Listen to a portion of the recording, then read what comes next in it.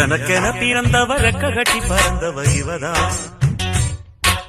தடுக்கிற குறுக்குல இவளுக்கு இணை சொல்ல எவதான்.